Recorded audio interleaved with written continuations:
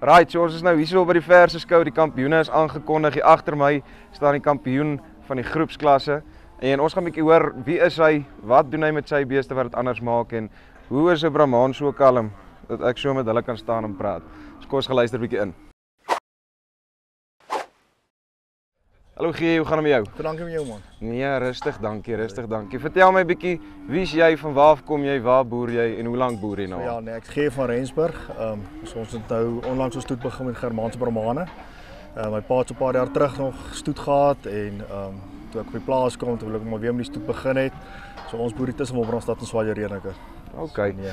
So verduidelik vir my 'n bietjie, hoekom het jy besluit om Amalia Verse Skou te kom? Wat maak dit anders? Wat se waarde het jy al uitgekry om vandag hier te kon wees? As ek so iets kan sê wat ek by iemand anders gehoor het is van as 'n dorp iets aanhou, moet jy maar deelneem. So jy ondersteun die dorp en als en die waarde wat ek uit dit uitgeneem het is om net om te kyk oor my verse en goed om te klas teen ander mense se beeste en goed waar hulle is en wat kan verbeter word en maar ja, so nee. Nee, maar dit wat ek nou hier sien is vir my iets wat werklik uniek is. Almal ken 'n Brahman as maar 'n moeilike ding en dit is iets wat jy vir my werklik mooi reg gekry het is hoe het jy hierdie goed so mak en rustig hou?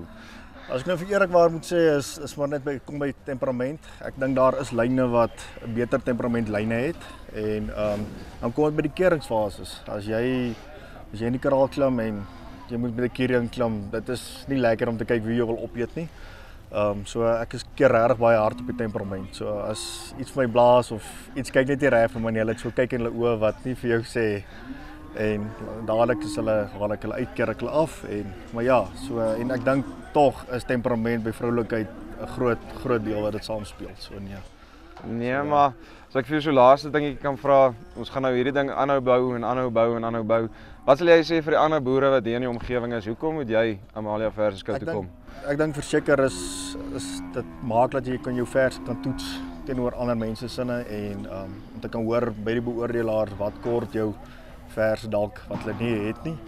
En ja, dis maar net om die gemeenskap te ondersteun en ja. Right, so daar het julle dit hier van die Amalia Verse Skou se kampioen in die groepskategorie af. Alles is op die einde van die dag die moeite werd, maar dit is alles wat jy daarvan maak. So as jy nie na hierdie tipe goeders toe kom nie, gaan jy nie weet waar staan jou stoet en waar staan jou kudde nie. So, doen die moeite, kom uit. Dit is werklik lekker, dit is die moeite werd en kom vorm deel van hierdie unieke ding. Dis Farm Spice, oor en uit.